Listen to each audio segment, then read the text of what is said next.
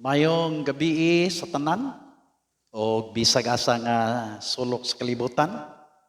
Kani ang inyong higala si Pastor Joel Castellano nga naga-base diri sa Barangay Kahayag, Tubigon, Bohol, Philippines. O this evening I would like to share to you from the Word of God. I hope you will bless. Morning ato mga kigso. I am the God that healeth thee. I am the Lord, your healer.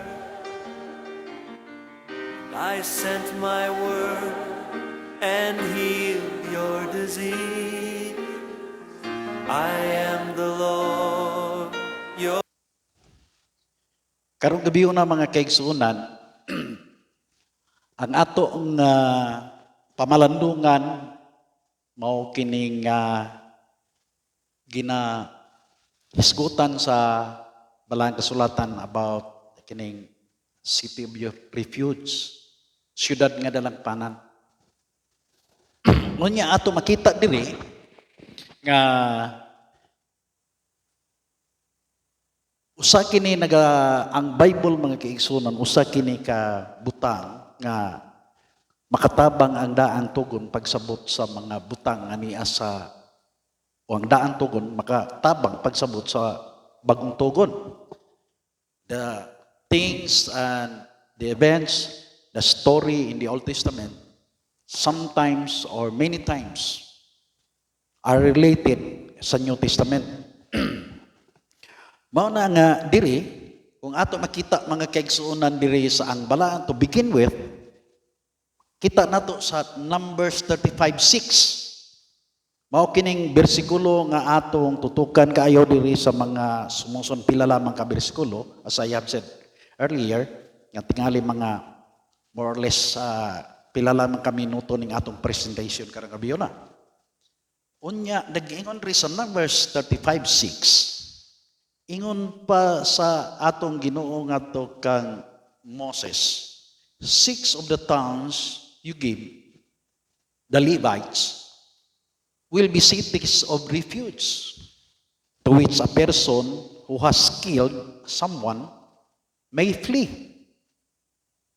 In addition, give them 42 other towns. Pasabot mga kaigsunan, mao ni nga dunay 48 cities of kuan kining nahatag in total ngadto sa mga Levites.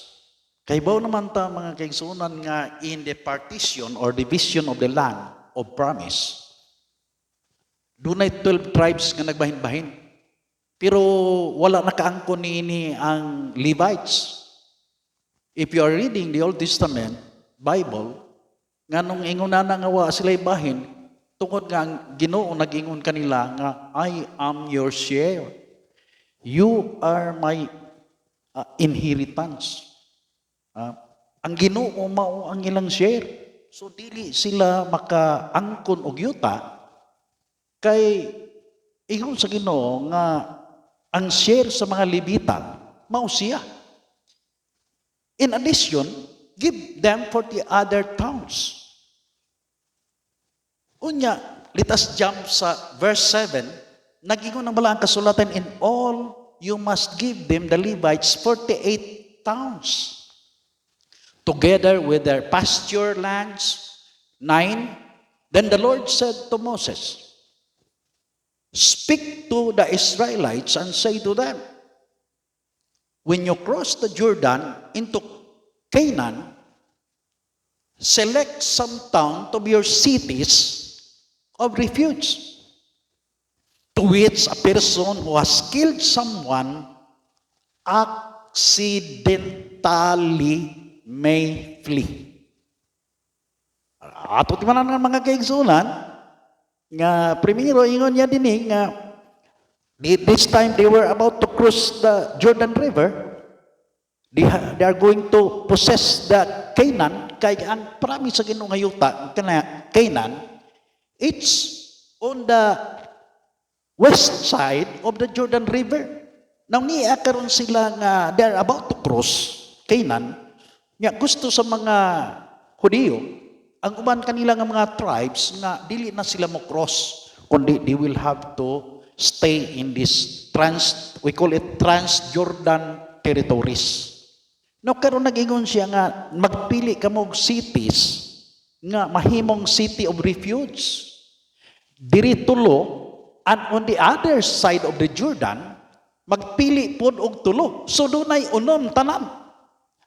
We will read again in verse 11. Select some towns to be your cities of refuge, to which a person who has killed someone may accidentally may flee.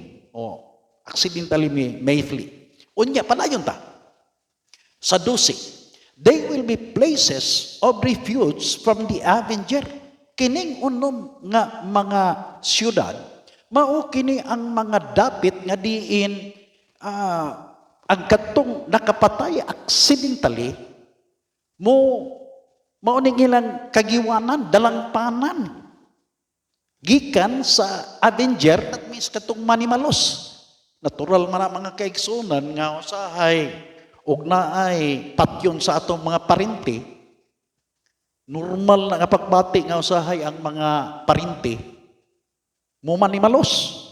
Bisa kini nga pangitabo sa atong mga drivers usahay mao man nga dunay maligsan sila sa kalsada mukagyo sa sirit dayon ang ilang sakyanan. Why? Because they are afraid of the avenger katong manimalos nga mga parinti. Mao nang sibat na lang dayon. Daghan ta sa mga nahihibawan nga mga cases nga pagkaabot ang pulis, unya ang nakaligis, wala bugbog na sa ang nawong nagdugo-dugo na. Ang uban gamay lay ginhawang bilin. Mao na nga diri ang Ginoo nagdesignate yun og kanang unom ka mga cities nga diin nga agdunay tao nga nakapatay accidentally. Kini nga mga unom ka mga cities nga gidesignate, gi-assign sa Ginoo. Sila mukagyo dito while the trial is going on. Aron nga safe ang akusado. Ingon pa niya, so that a person accused of murder may not die before he stands trial before the assembly. These 6 towns you give will be places of refuge. Unya sa verse 14 nagingon, give 3 of this side, tulo ni nga side of the Jordan, and 3 in Canaan as cities of refuge. So, kung tanaw na itong mapa mga kaigsuunan sa Israel, ato makita nga ang kini nga portion, ato nga makita nga kini nga portion dire, kini nga portion mao ni ang ato nga kini nga portion nga ato nga pag-isgutan dire, mao ni ang portion mao ning Jordan River. Mao nang Jordan River. Unya niya sila ni ining dapita. Musuod sila. Unya doon na ang Ginoo naghatag og tulo ka mga cities of refuge. Usa diri dapita naa na ang mga specific nga mga pangalan na usa ni ining dapita ug usa ni dapita. Unya doon na po'y tulo sa pikas nga side ni ining sa Canaan nga part. Unya mao ni nga ang sitwasyon niya, unya ato makita sa balaang kasulatan nga ang makasulod lang niini sumala pa kinsa may who will take refuge. Numero 1 giigbasa nato kaganiha nga those who accidentally killed someone. Dunay gipatay, unya accidentally. Ikaduha, that the killing is without malice or aforethought. Nga ang pagpatay, dili plano. dili premeditated nga pagkapatay. Dili tinuyo. So, ato nga, ang ikatulo mga kaigsunan, nga the victim is not an enemy. So, dunay mga tulo ka mga factors nga we need to consider aron nga ang tao maka-avail o makasuod, makakagyo nining mga cities of refuge, provided these three requisites are present. Numero uno, those who accidentally killed someone. Ikaduha, the killing is without malice or aforethought o dili premeditated ang pagpatay. Dili tinuyo. Ikatulo mga kaigsunan, that the victim is not your enemy. Dili nimo kaaway. Or else, dili na you cannot gamit sa defense nga accidentally. In fact, doon na doubt sa imong defense or sa imong claim nga accidentally. Kaya nga naman, doubtful na. Kay ang napatay is your enemy. Kita nimo daghan nga bitaw sa mga cases nga ang tanan nga mga circumstances kung doon na napatay nya wa ta naka ila ug unsa joy reason ngano nga gipatay siya. So ato ang mga pulis ginahimuan na nila nga ilang tun-an ang mga circumstances surrounding ni anang tawhana kung kinsa labi na dili ma-identify kung kinsa nagpatay. Mauna nga, mangutanan na sila, doon na ba'y kontra ning tawhana, kay mauman yun na ang possible nga mupatay aning tawhana, doon na ba'y mga kanang tao nga nasina, nahisa niya, kay mauman na ang mga possible nga mga rason nga nung patyo ning tawhana, doon ay uban nga nabatay, kay naay kaso. So ato makita nga kini siya tanan nga mga circumstances ginatun-an kini aron nga ma-identify kung kinsa ang nagpatay. Now ato makita diri nga kung dunay gipatay ang tao unya maka-ingon ka nga kanang nagpatay dili siya kaingon nga accidentally kung previous to that do na mo'y altercation, do na mo'y binirahay, doon na may away, doon na may gubot, na ay problema siyuta, problema tanan, na inangilabot tanan, maunong na nga ito makita nga, kanang victim, dili niya kaaway. So kung kaaway, dili pwede maka-avail siya ni ini nga ato makita mga kaigsunan, nining city of refuge. Ang bala ang kasulatan, nagsulti po ni og mga legal rules to follow. Kinahanglan nga kung magsuod ka din sa city of refuge o city nga dalangpanan in Cebuano language, number 1, kung magsuod ka diha, he must be inside the city of refuge and will not get out. Okay. He must be inside. Kinahanglan nga naa ka diha, magpabilin ka sa nga dili ka mohawa diha na kampuyo sa imong kinabuhi. Kitanaw na to mga kaigsunan ang Numbers 35:26 and verse 27.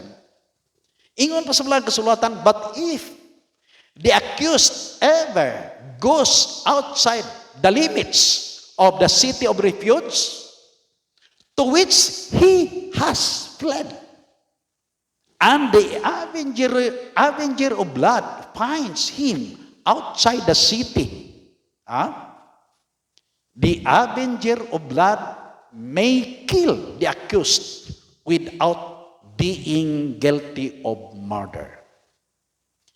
Now, ato balik tayo ng bersikulo nga, while inside, kinahanglan magpabilin siya sa suod within the city limits. Now, in the Old Testament, kining mga towns nga gihatag sa Levites, doon na ni sila'y mga more or less about pila ka meters, tingali mga more than, about nearly half kilometers surrounding the city. Nga kana sila, designated na sila sa mga Levites. Doon ay specific nga measurement ni in the Bible.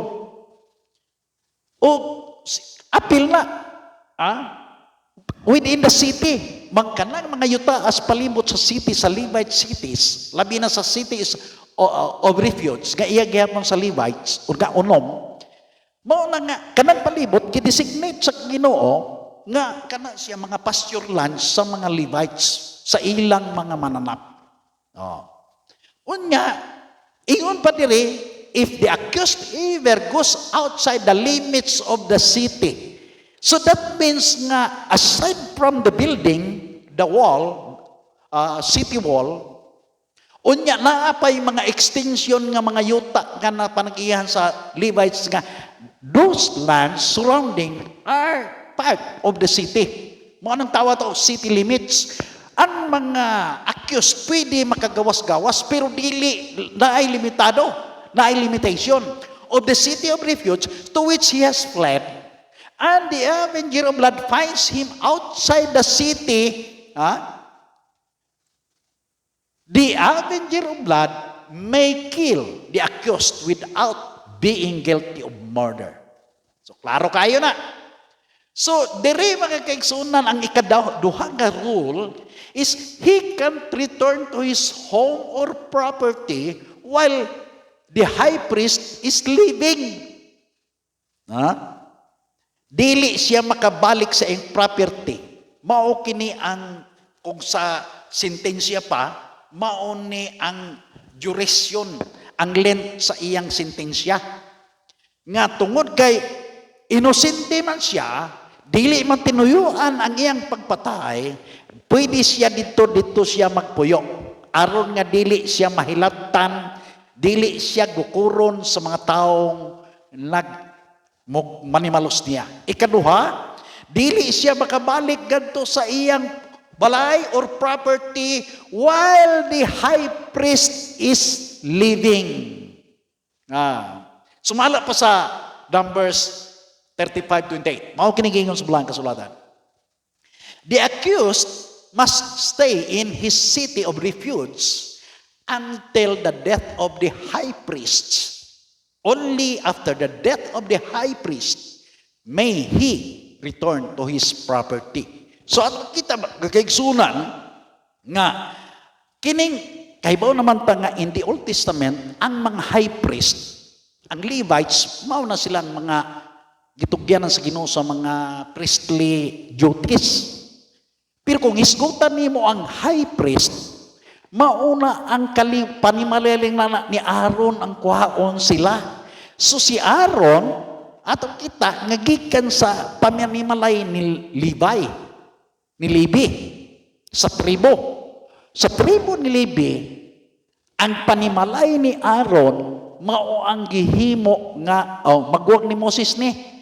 Mao ang iyang mga kaliwat, ang iyang mga anak, ang iyang mga apo hangtod sa mga kaapuhan. Mao na ang gidesignate sa Ginoo nga mga high priests. Ang uban nga mga kabalay sa Levites, mga pari. So, dinhi sa Biblia, take note of this, nga dinhi sa Biblia, ang kanang tawhana nga nakapatay o aksidentally, dili kauli sa iyang balay, sa iyang yuta, sa iyang umasa, tanan, sa iyang pamilya, sa iyang kabataan, murag gi-quarantine pa yung mga kaigsulan. O ato makita nga in custody ni siya. In custody. Only after the death of the high priest may he return to his property. Now, ato makita mga kaigsunan nga alita sa New Testament nga dunay mga corresponding teaching kini sa New Testament kay sa ako sa intro na ko kaniya earlier, nag-ingon ko nga ang Old Testament is the basis or the shadow. Mao yun na ang sa mga gikan sa mga teaching sa mga Bible school. Shadow or tingali you came across ni type. The Old Testament is the type of the New Testament. Or the Old Testament, as if you read the book of Hebrews, is the shadow of the New Testament. So, doon na may mga corresponding nga mga messages ang Old Testament nga pangitabo, specifically ni ining city of refuge, diri sa pagugtugon. Now, the nation of Israel correspond closely to the people of the world. Mao na yung mga katawhan sa kalibutan karong panahona. O ato makita nga the city of refuge correspond to the church. Mauni ang naga-simbolo, ginasimbolohan, ginabarugan karong sa simbahan. The church is, makita na to nga, the holy city. Timan yung mga kaigsunan, probably this might be new to your hearing, nga ang holy city is not a building. Na may holy nga building. Holy, tao na. Ang ginabalaan sa Ginoo. City is people. There is no city if there is no people. There is no town if there is no people. There is no barangay if there is no people. Kung mga balay lang na, wala. Tao. In fact, sa atong history, ang barangay came from a group of people nga ni-travel from the south of the Philippines, Malaysia, or Indonesia. Mga 10 tribes sila nga nag-compose og barangay, each of them barangay. Mao na nga ang city, mga kaigsunan, it's the people. It's not about the land. It's not the building. Kundili ang huli rin kagibalaan sa Ginoo, mga kaigsunan. It is the church, the people of God. Nga the Bible calls it also, we are called as the holy nation. The saved people. Mga description na to. Na ato makita na po mga kaigsunan dire nga ang high priest correspond to Jesus Christ. Sa Old Testament na ay mga high priest. Sa New Testament, look at the New Testament, mga kaigsunan. Hebrews 8:1. We do have a high priest who sat down at the right hand of the throne of the majesty in heaven. Doon na tay labaw pari nga tuan nagalingkod karon sa tuong tuobahin sa trono dito sa kalangitan. And who is that? That is Jesus Christ. Tanawan ang Hebrews nga sunod. Ang ato ka Ginoo, siya ang atong high priest. Unya tan-aw nimo sa kuan, he is the high priest after the order of Melchizedek. So ato makita dire nga ang atong Ginoo sa New Testament mao ang nagarepresent nato nga high priest. Now karon ato makita nga sa atong gibasa nga mga bersikulo kaniha nga so long as the high priest is alive, dili ka mogawas, dili ka makauli, gawas kung mamatay ang high priest. Now ato makita mga kaigsunan nga ang mga kita nga mga Christian, you can read this in the Bible in 1 John chapter 2, verse 1. I will quote this verbally. Ingon pa ni Apostle John, who wrote it, my dear children. Ingon pa na, dili na kamo magpakasala. But kung ikaw makasala, we have Jesus Christ, the righteous one. Mulaban nato. So diri mga kaigsunan nga ang atong Ginoo nga kining city of refuge dalang pana nato, this is the church. Mao kining mga tao nga niya karon nga gikuha sa Ginoo nga atong gikagiwan nga gikan kita sa gawas unya ni sud kita diri sa city of refuge sa Ginoo in the presence of our high priest. Ato timanandagan mga bersikulo nga ato makita nga Christ is the head of the church. Ephesians chapter 5, 23. Mabasa na namin imong na. Siya ang nagastand nga high priest sa sa 2 Peter or 1 Peter chapter 2. 7, 8, 9. You are a royal priesthood. Giingnan niya ang mga kaigsunan, a holy nation, a people belonging to God. Kita kuno mga pari, si Jesus Christ maong atong high priest. Ang simbahan maong dapit nga diin ang mga tao nga nakasala, mga kaigsunan. They will come here and the church will be the city will stand as the city of refuge, a place safe for the sinners to come. O ato makita mga kaigsunan dire nga ang legal nga patakaran nga so long as the high priest is living, dili ang tao kabalik dito sa iyang gipuyan. Sa ato nga sa bagong tugon mga kaigsunan, ang atong Ginoo karon walay kamatayon. So ato makita nga there is no possibility nga kita kinahanglan nga magpabilin yun nga hangtod sa hangtod diha sa iyang presensya o wala na joy panahon nga mubalik kita. Nga naman kayang atong Ginoo, he lived and died and rose again and He lives forever and ever. So kung kana i-apply nato diri sa New Testament, there is no possibility nga makabalik pa ta sa kalibutan, sa gawas sa syudad, sa gawas sa gingharian sa Ginoo, sa gawas sa iyang church. Kay nga naman walay kamatayon ng Ginoo. So ato makita nga kita nga mga anak sa Dios, kita nga mga Kristohanon, dili na jud angay mo gawas pa sa iyang presensya. That is not the plan of God. Og delikado nga kung kita manggawas sa presensya sa Ginoo. Nga naman, tuan nagapaabot ang kaaway nga patyunta. Magawas-gawas ka, mo nang ingon, tanawa ang ingon sa kwan, sa balag kasulatan, in John chapter 10, 27 and 28. Jesus said, my sheep hear my voice. I know them and they follow me.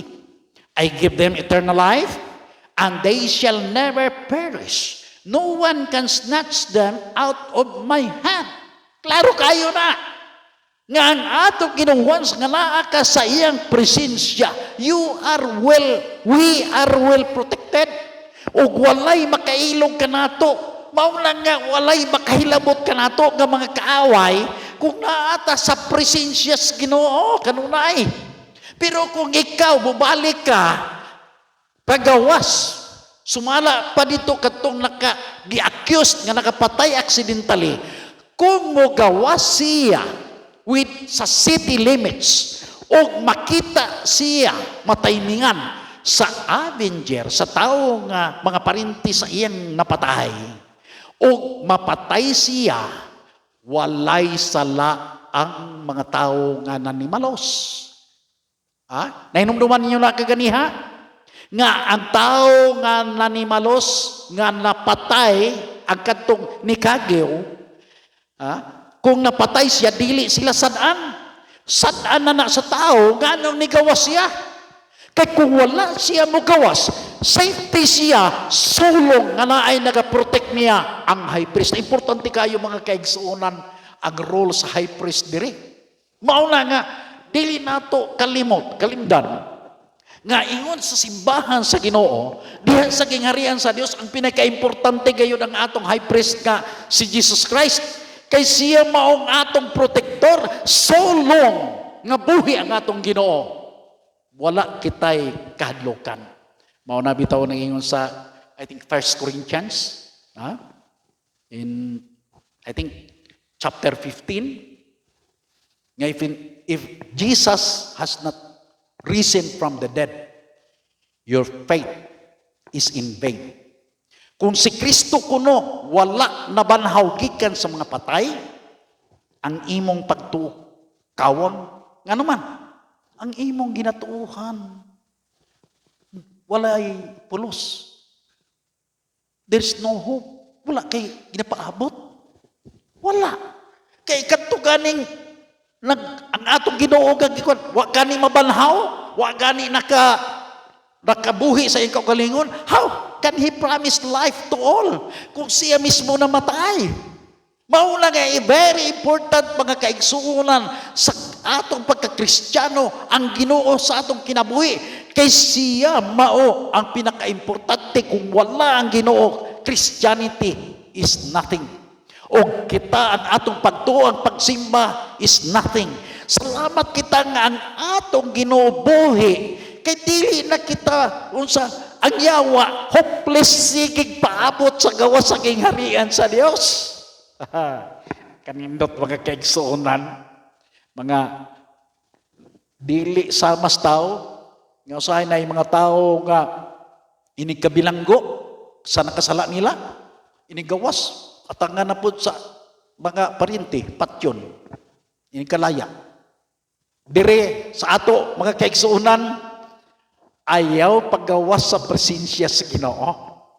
Kay ang yawa nagaatang nimo, iya kang ingon sa atong Ginoo, ang yawa niari sa pagkawat, pagpatay. He came to steal and kill. But I came that you might have life and have it abundantly. So ato makita mga kaigsunan nga ang atong Ginoo nag-ingon siya nga you will never perish. They shall never perish. No one can snatch them out of my hand. Once we are in the presence of God, nobody can harm you. Mga kaigsunan, pero ang problema kung kita mo gawas diha sa presensya sa Ginoo.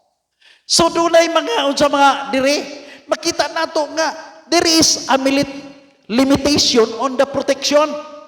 Kinahanglan we must need to follow kadtong mga legal requirements. Kay kung dili nato mapaluhon ang mga legal requirements, then the protection is not applicable. Dili pwede. Inigawas ka, bahala ka na sa imong kaugalingon. Timanan nato mga kaigsunan, doon na ba'y, is there a limitation of God's forgiving grace? Doon na ba'y limitation? I remember na ng song, when I was still a student pastor, I heard this one time in Leyte. Ngayon nga, may dapit nga gisa